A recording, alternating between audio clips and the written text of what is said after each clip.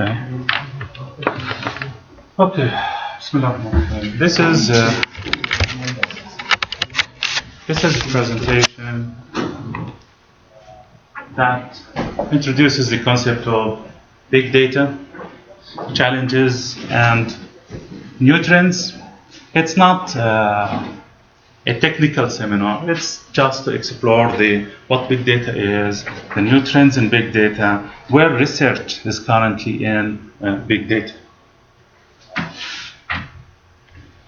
You can imagine nowadays what happens in the web every minute. In every 60 seconds, in every minute, there are a huge amount of data that goes in the web.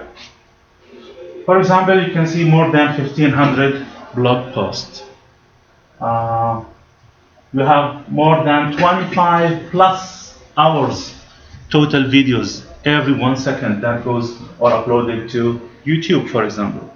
More than 600 new videos.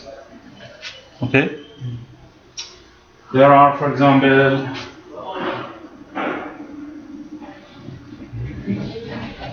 can you see the image? Is it clear for you? More than 12,000 new ads posted in the web every 60 seconds. So you can imagine how much data is uploaded every minute in the web. And all this huge amount of data makes what we call big data. So big data includes a lot of information. It includes unstructured text, like emails, speeches, reports, social media updates, web pages, etc. It also includes commerce data, credit card information, real estate transactions. It includes geographic location information, health information, biological sciences, satellite imagery. A huge amount of data, different types, different structures are currently available. More than 90% of all data ever created was created last year. This also gives you indication about the velocity, the speed of introducing new data worldwide.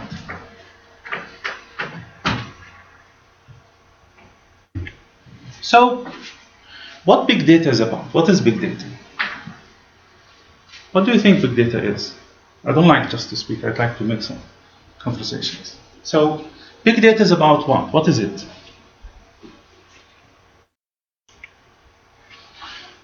Big data is the data that is huge in its scale, in its distribution, in its diversity, okay, in its timelines. This forms the big data. For example, Google in 1998 has indexed more than 1 million web pages. In 2 years, in 2000, the number increased to 1 billion. In 2008, it's more than 1 trillion. And for sure, in 2014, it's much more. So, data is expanding very rapidly. You can see this is a relative image that shows how the data, the size of the data in 2009, 10, and the expected size of data in 2020, which is measured in zettabytes. A huge amount of data is going on the web worldwide. Not only in the web, in any media.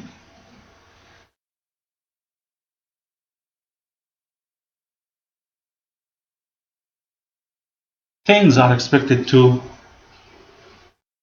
go more and more and become what we call data explosion, more and more, when the Internet of Things become more and more mature. Have you heard about Internet of Things? Everything nowadays, everything available any device, vehicles, refrigerators, all devices you have at home, at work, they all will be connected to the net. And you can imagine the amount of data that will be available. So data is expected to be increased more and more.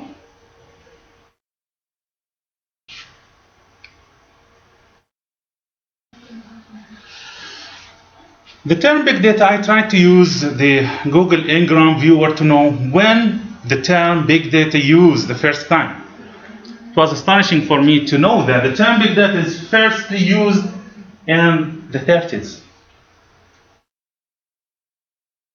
And when I tried to explore what was the issue or the topic in 30s where the concept of big data introduced, it was in the United States where a person called London tried to,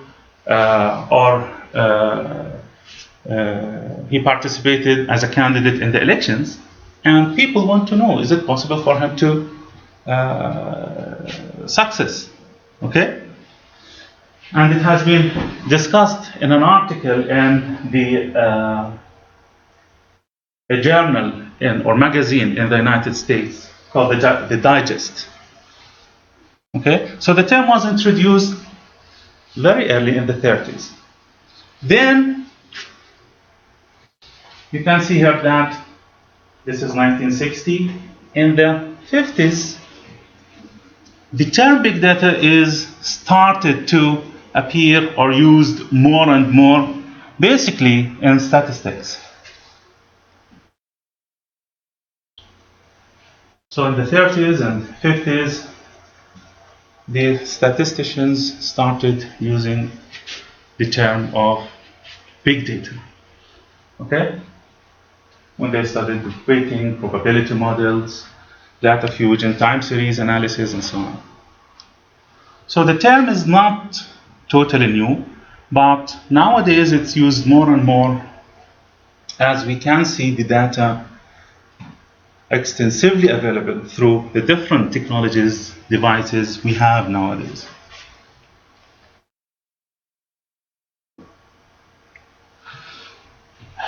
Big data and the universe. There's a kind of similarity in the concept between the universe and big data. Okay?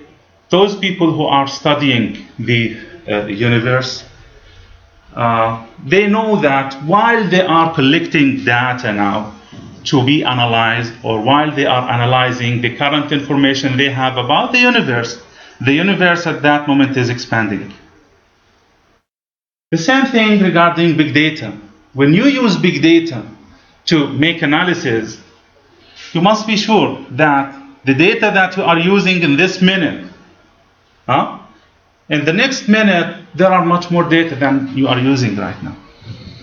Okay? And this is one of the issues that we will talk later on.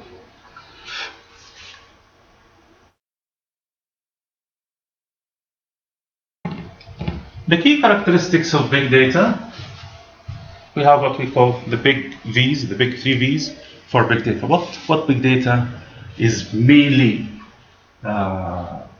talking about, or the main issues, the main characteristics that big data is concerned or about. First of all, the volume. Data volume is very, very, very big. It has been doubled for more than 44 times from 29 to 2020 as expected. So the volume of the data is very huge. The variety of data, we have different complex structures, data types for the data. Unstructured data, what do you mean by unstructured data? Any data other than what the traditional types of data we know, the databases, for example. This is structured records. Okay? But unstructured data, all other types of data that we talked about. Emails, videos, speeches, movies, chats, data. All these data are unstructured. Yes, any type of data.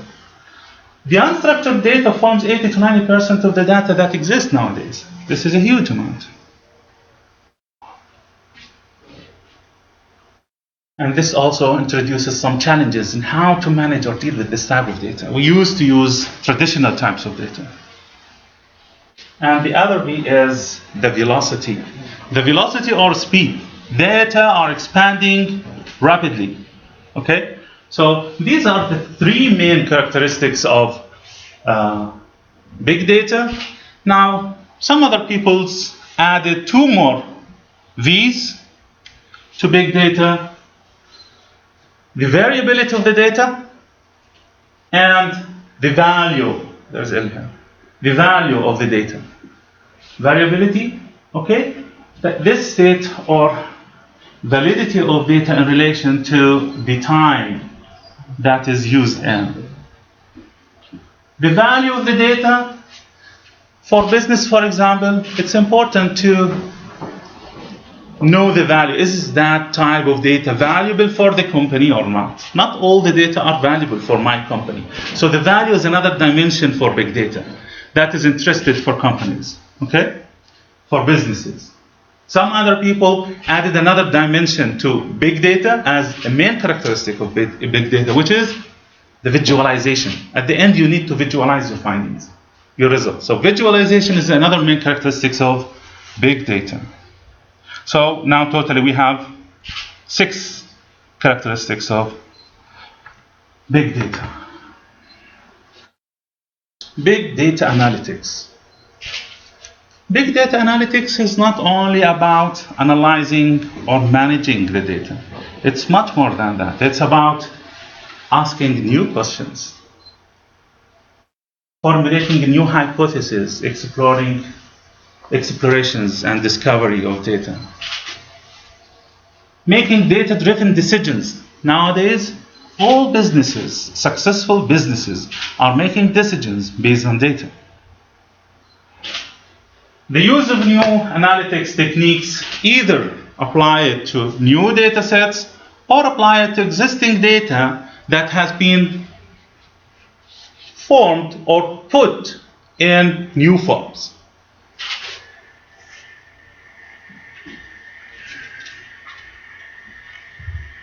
Data mining and big data.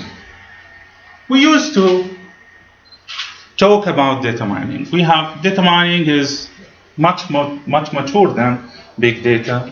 We have different courses taught in data mining. So, what data mining and big data are? In data mining, what we do? First, We cannot look for a specific pattern or. Perfect. In data mining, we look for similarities, for patterns. We dig deep in the data in order to discover new knowledge, new information, how the data are linked together, how they are related to each other. So here we dig deep in the data. While big data is the whole data, the huge data. It's the bigger view of data. Okay? Keep in mind what we have said in several slides. The last 3 slides, I think. Big data, we compare it to the universe. So big data is looking to the huge amount of data in general, all the data. But when you go for this big data and try to look for, to explore, to mine for patterns, similarities, relationships, censoring, you are talking about mining. Okay?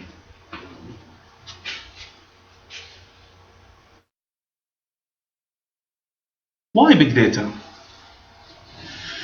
Why big data is considered as an important issue nowadays?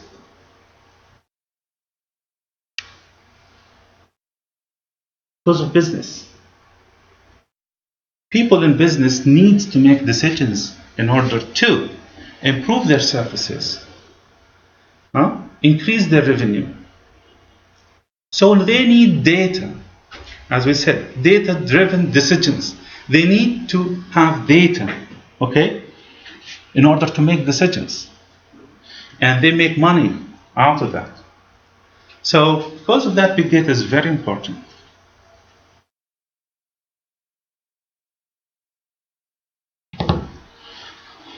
Is big data a hot topic? Yes, big data is a hot topic. Why? Because of many things.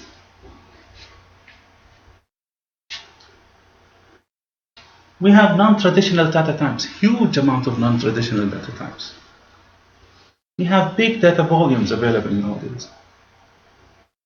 We have various data sources available. All these features currently available provide us with the huge data.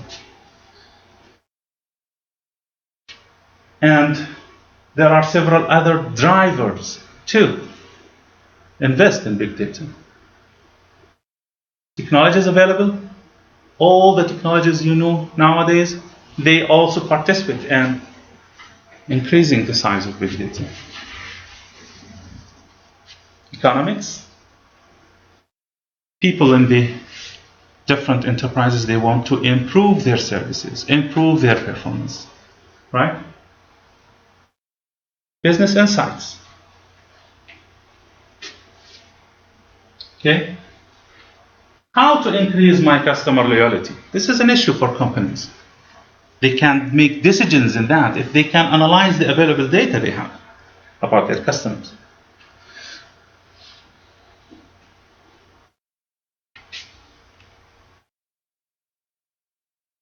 Voila. Big data hype cycle. While I was looking for some new studies about big data and the status of big data, I end up with this figure. I don't know if any one of you see such figures before. Have you seen this figure? No. Huh? Anybody knows what this is about? Just tell me.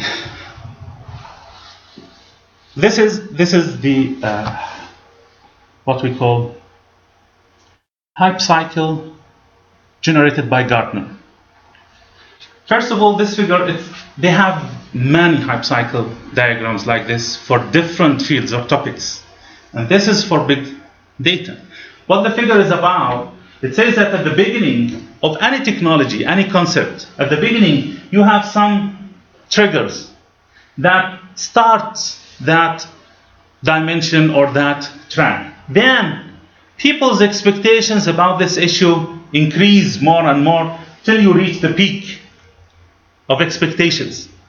You start having some companies working on the ideas, trying to produce new systems, use it, okay? People, companies, individuals, their expectation about that topic or domain becomes very high. Then once the community start using these systems, we will start having failures, okay? Not everything started like that perfect. So we start seeing failures, okay? Then we drop down, the expectations drop down, okay? Till you reach the bottom here. After that, some companies, they are sustainable. They keep working on the ideas, on the system, see why they failed, how to improve. Then we start seeing the slope going up again till you reach the plateau of productivity where that concept, that system becomes mature and can be used. Okay? So this is actually a nice figure. I like it. Here, this figure is about the big data and the different concepts, technologies, techniques, tools related to big data and its use. Okay? What these small circles represent, for each concept, Gartner, based on their studies and statistics, decided how long would it take for that concept or technique or technology, how long would it take for that concept from the start, from the trigger, till reaching the plateau of productivity or the maturity. Okay? And they classify it as less than 2 years, 2 to 5 years, 5 to 10 years, and more than 10 years. Okay?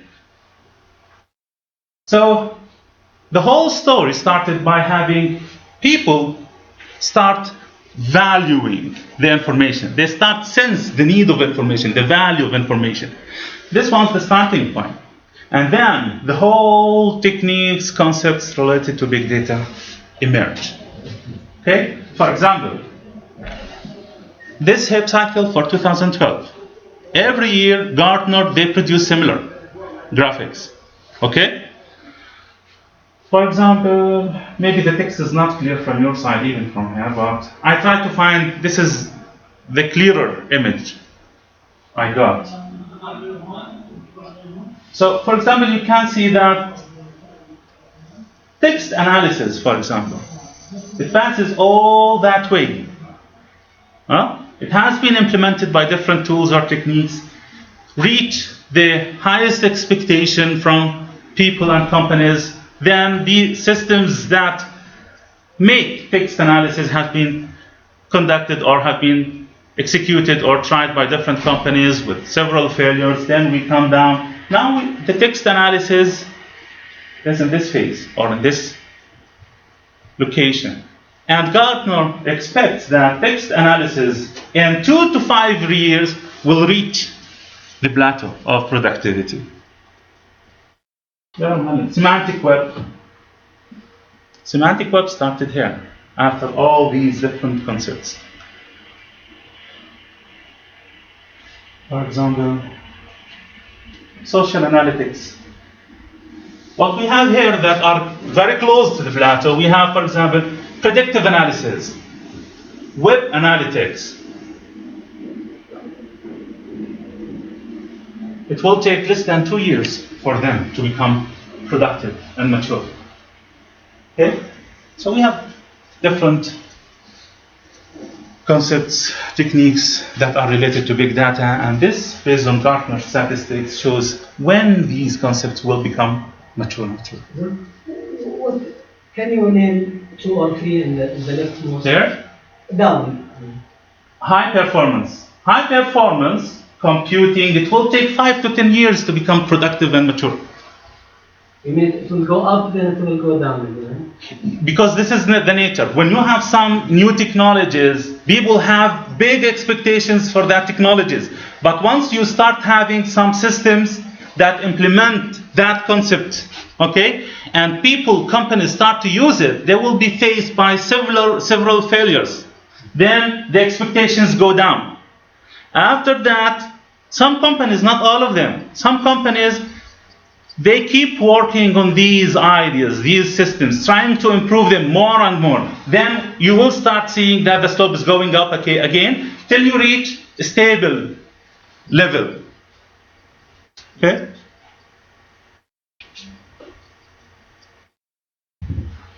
Business intelligence, big data, data analytics, how they all fit together. As we have seen, business is the big driver for big data and analytics. Okay? So, for any business, they need to do different types of analysis, do several kinds of statistics in order to improve their competitive advantage in the market. They need to do, in the past, using old data. We conduct descriptive analysis. Descriptive analysis answers the question, what happened when they are studying certain phenomena? What happened? Okay? This is what's covered by descriptive analysis. And this is based on old data. Diagnostic analysis, why did it happen? We try to find what are the different attributes, what are the different phenomena we have that are related to this topic we are studying, how they are related to each other, finding correlations between them. This is the diagnostic analysis. Then they do predictive analysis. Predictive analysis, okay? In order to predict, you use the data to predict what can happen, what will happen, okay? And you can also make predictive analysis. How can we make it happen? This is predictive analysis, okay? So part of the analysis based on something in the past, Okay, and some of the analysis, we use the data in order to make predictions for the future. And in all cases, you need to use data. So big data is here. And the data analytics is used for predictive analysis. So in this context, big data and data analytics are part of the business intelligence. Okay, it's part of business intelligence. What examples we may have in such scenarios? Assume, for example, in Saudi Arabia, the Ministry of Health want to understand the coronavirus, for example. Okay? They need to conduct some descriptive analysis to understand what happened. Okay? They noticed that in some areas in the kingdom, there is a big number of people that have severe flu. I don't know what are the symptoms of corona. If they have flu, if they have fever, they start monitoring that by analyzing the data they currently have. So by the descriptive analysis, they know that there's something happened there. Okay? Then they try to study all the related information they have, for example, in the Ministry of Health, to know why they have these symptoms, why the virus spread in that area. Okay? They study all the different attributes, a huge amount of data they have. For example, let's say that they have discovered that some kinds of vaccines, for example, haven't been taken by people related or in that area. So now they can find some relation between that vaccine and these symptoms. This is a kind of diagnostic analysis. Okay? Then they can make predictive analysis, what will happen. Okay, let's say, I don't know if corona, for example, spread a certain season or not. Let's say a certain season, corona or flu, for example, is more frequent than other seasons. So what can we expect in the next season? Where we'll have that flu? Where we'll have corona, for example? This is a kind of predictive analysis. And once you can predict that, you can decide what to do in that case for the next year. And this is prescriptive analysis. How to secure the different vaccines for these areas that are expected to have such virus or such problem. Assume that the ministry cannot provide the vaccine for all regions at the same time.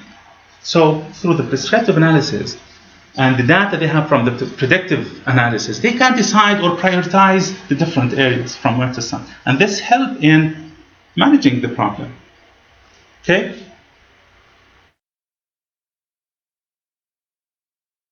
Is it clear? Big data analytics tools, there are many tools used for big data. This is some statistics. This is a kind of survey that have been done online. The survey has the question, what analytics, big data, data mining, data science software you use in the past 12 months for a real project? The answers or the voters around 1,800. More than 18 or 1,900 people answered the questions. You have different tools here. The red ones are open source. I don't know why it is red. And the proprietary ones are green. Okay? You can see that RapidEye, RapidMiner, Rapid Analytics, these are the free editions. The free editions of these applications are used much more than the others. Are open source. Also have been used. Excel, Weka, Pentaho, different tools that do data mining analytics.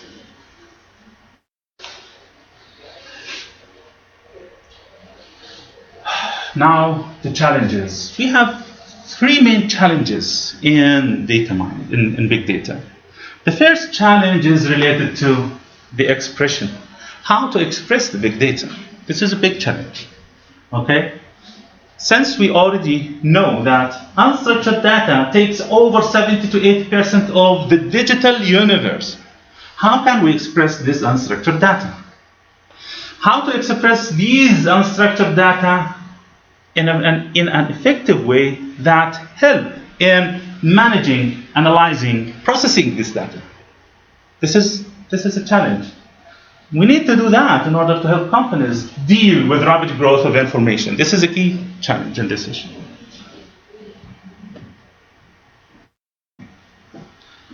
The other challenge is related to processing of big data. Nowadays, the data scale expands rapidly and exceeds the current processing capabilities of traditional computers. So, efficient processing of big data is also a challenge. How to process this huge amount of data efficiently? The third challenge is related to the reliability of the data. Now, due to the openness of the internet, big data management systems faces testing the quality of the data input. When you use the available data, the big data currently available in order to make your analytics, how to judge the quality of the data that you use? How can you judge that the data you use is not fake? This is also a challenging issue.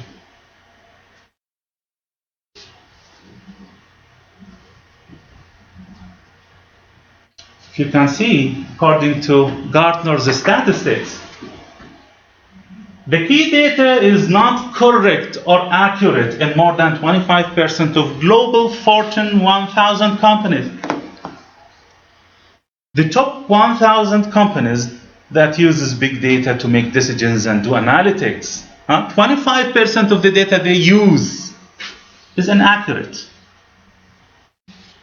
So this is another issue. These are open issues, challenges.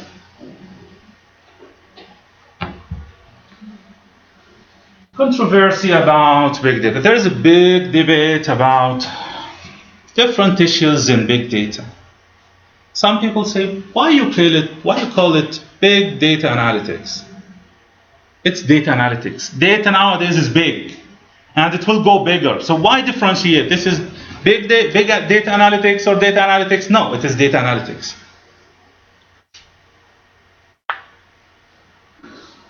Big data may be a hit to sell Hadoop-based computing systems, where data management system sellers try to sell their systems, which are based on Hadoop, which is open source, to companies.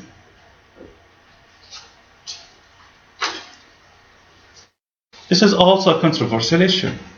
Why using open source technologies to develop your own systems, then sell it to other companies? Some companies, big companies, this can be affordable for them if they can see benefits from that. But for SMEs, they cannot. For small and medium enterprises or entities, they cannot. It's not affordable for them. Although that systems are based on open source, on Hadoop, for example. In real-time analytics, data may be changing over time. So it's not important the size of the data you are using. The most important thing in real-time analytics is the recency of that data, whether it is updated or not.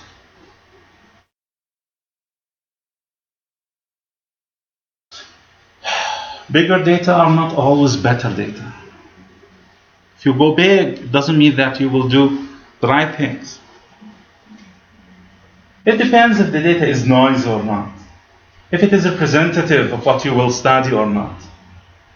So it's not always good choice to go as big as you can and take all the data available. These are issues that gain big debate in the academic communities and professionals. Other debates, claims to accuracy are misleading. When you take a huge amount of data, when you analyze big data, asking many questions or hypotheses, finding or using a huge amount of statistics, finding a lot of correlations between different attributes, it doesn't mean that you are doing things right. It doesn't mean that what you find is correct. It doesn't mean that. For example, Lee Weber, in one of his articles, he showed that S&P 500 stock index in one of the studies has been correlated with butter production in Bangladesh. How's that? They are not related. So, this is funny. So, having such a huge amount of big data, just making analysis, applying statistical techniques, finding correlations between many attributes is not always right. We have ethical issues. Ethical issues concerning the accessibility of data. Okay? The main issue is if it is ethical that people can be analyzed without they know that. And usually many companies do that nowadays. Another issue. Limited access to big data creates a new digital divide. So, companies that have access to big data, they can use the big data to do their analytics and make decisions based on that data and improve their situation, competitive advantage. But companies that don't have access to the big data, they will not. And this will make a big gap between the companies. New digital divide. Okay?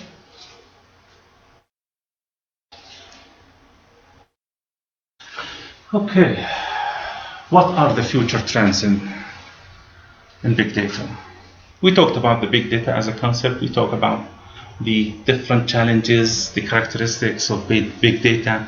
Now, in academia, in research, what are the new trends? What are the hot topics in research in big data? The first issue is related to the architectures used, the analytics architectures. Okay? What is the optimal architecture of an analytics system that should deal with historic data and with real data at the same time?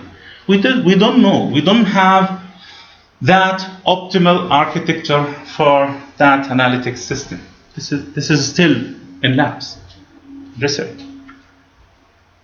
Statistical significance. We already touched this issue. It's important to achieve significant statistical results and not be fooled by randomness or doing whatever statistics, just providing numbers. Distributed mining. Now, the different techniques, the data mining techniques that are used currently are not trivial to parallelize them. So how to parallelize the currently used techniques in data mining so they can handle the huge data or the big data, okay, to do analytics efficiently? This is also a big issue. Research trend. Time evolving data. Data may evolve over time, as we said. While you are conducting your analytics on big data right now, the data set that you are using is evolving during your analytics. So it's important that the big data mining techniques should be able to adapt and in some cases detect changes first. When you do the analytics, you want to be sure that you are using the updated data. Okay, don't rely on samples or the big data you have collected, for example, a few weeks or months ago. You want to be sure that when you conduct the analysis, you have the updated data. How to decide that?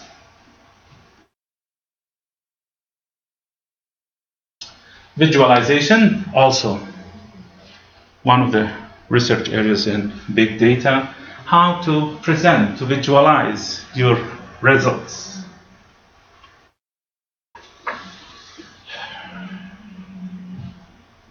It's very difficult to end user or to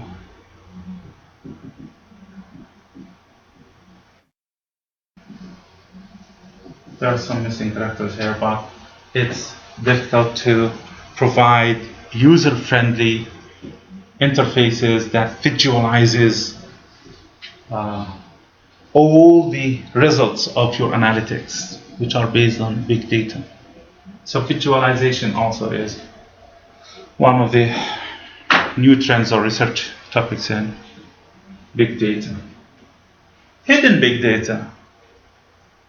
Hidden big data is also an interesting trend. Large quantities of useful data are getting lost since new data are largely untapped. You have a huge amount of data nowadays are untapped. You know, we need tagging and searching and identifying the types of data. We need tagging. In 2012, IDC study on big data explains that in 2012, 23% of digital universe would be useful in big data if it is tagged, which means that 23% of that data is untapped.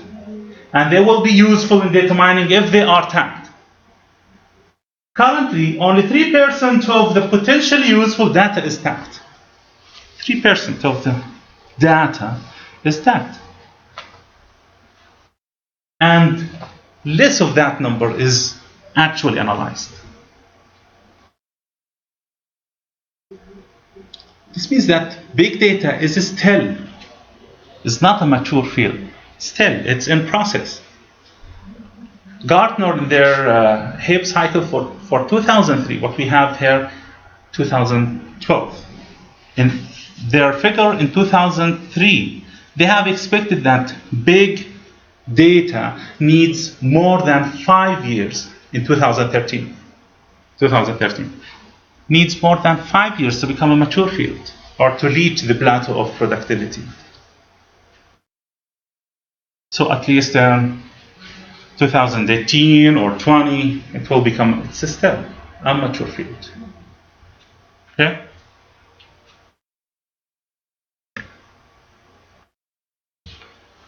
Data science is multidisciplinary. Now, those who work on the data, those who have the curiosity to acquire, to get knowledge, to get data, okay? We call them data scientists, okay? And data scientist, or the field data science, is a multidisciplinary field that people who are involved in that, or the data scientists, should have skills in various fields.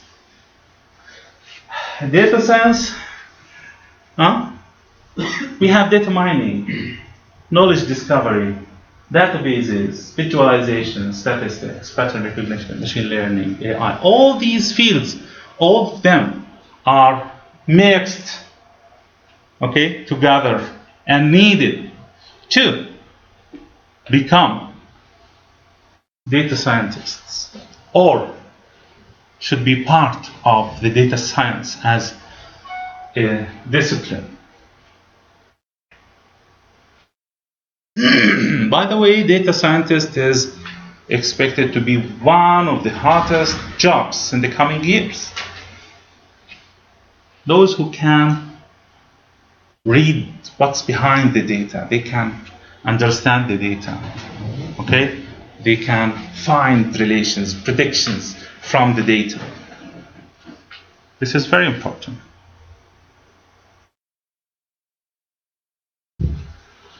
So, what university research has had the biggest impact on you? During many, many decades, the research that has been conducted in the university and resulted in new technologies, new trends. Which one of them has the most impact on you? Is it the genetics revolution? Is it the Higgs-like particles that have been discovered in the universe and explains many things in the universe? Although this is important, but it doesn't touch you directly. Doubling life expectancy in last century. All these are very beautiful, good technologies, nice achievements for human beings, but they don't touch you directly. What touches you directly is the quantitative social science, which is known as big data, data analytics, data sciences. This will touch you directly and affects your life. Transformed most Fortune 500 firms. So the most fortunate, the top companies nowadays in the market that they have the most profit or value in the market, all of them resulted from social sciences. Twitter, Facebook, all these. Established new industries, altered friendship networks, increased human experience capacity, changed political campaigns, transformed public health, changed legal analysis. All these issues that touch you directly, they have been generated, produced, resulted from big data and big data analytics.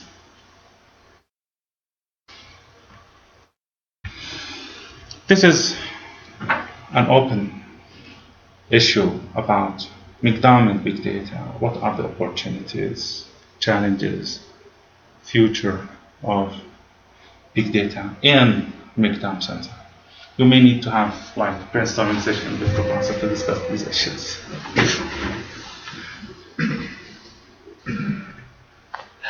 These are some references that I used to collect these materials. And thank you. Thank you very much, Dr. You're welcome. Hopefully you had right now a good idea about the concepts of big data, what challenges, what trends, what are the characteristics of big data, what big data is about. Are there any questions? Any questions? Just one question, actually. How different will be the techniques that are used currently now, for example, in data mining or in data analytics, would be different from those that should be used in big data analysis? Well, in big data analytics, the techniques used nowadays, okay, as we said, we are not talking about data, big data analytics, it's data analytics.